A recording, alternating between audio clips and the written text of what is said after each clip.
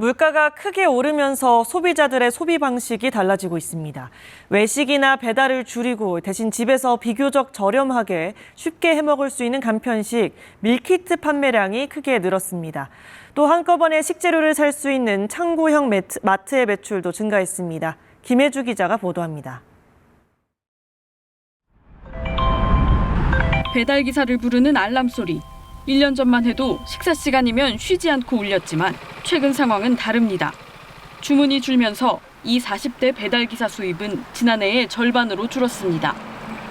대학생들이 많이 사는 원룸촌 같은 데라든가 아니면 이제 직장인들이 많이 이제 점심이나 이런 걸 시켜 먹는 이런 오피스 밀집 지역조차도 콜 양이 되게 많이 줄었어요.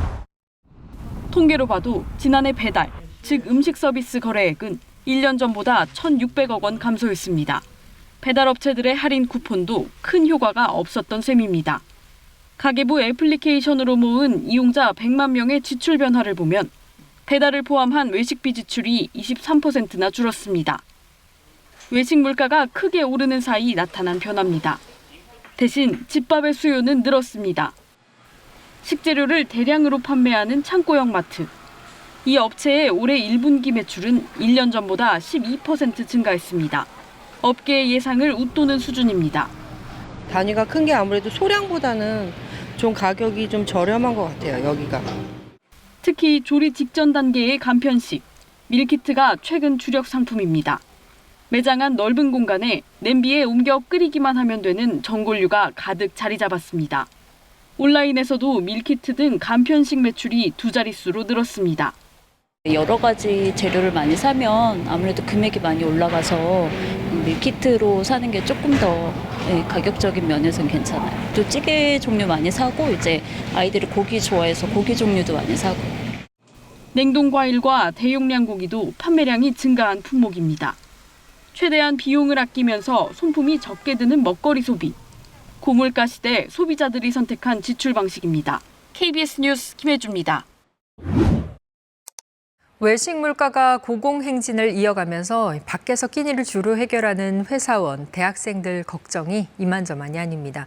유통업계가 최근 이런 점에 착안해 값은 그대로, 용량은 늘린 한 끼 간편식을 잇따라 내놓고 있는데요. 매출이 눈에 띄게 늘고 있습니다. 이랑 기자입니다.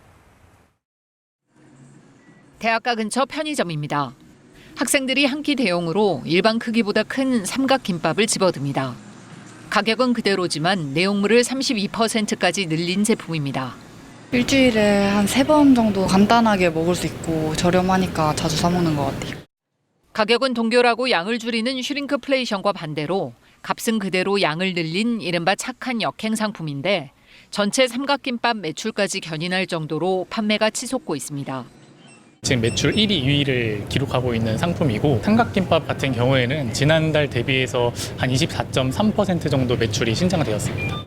또 다른 업체 역시 가격은 유지하면서 반찬량을 절반 가까이 늘린 도시락을 한정 기간 출시했습니다. 일반 도시락과 비교해 3배 정도 더 팔리고 있습니다. 고물가 시대 가성비 한 끼를 찾는 사람들이 늘면서 식품업계도 슬슬 착한 역행에 동참하는 추세입니다. 한 기업은 컵 간편식 용량을 최근 30g에서 40g으로 늘렸습니다.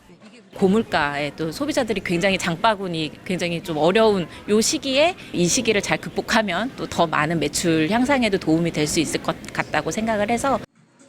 외식 물가 부담이 큰 상황에서 유통업계를 중심으로 가성비 한 끼를 원하는 고객을 잡기 위한 경쟁이 본격화되고 있습니다.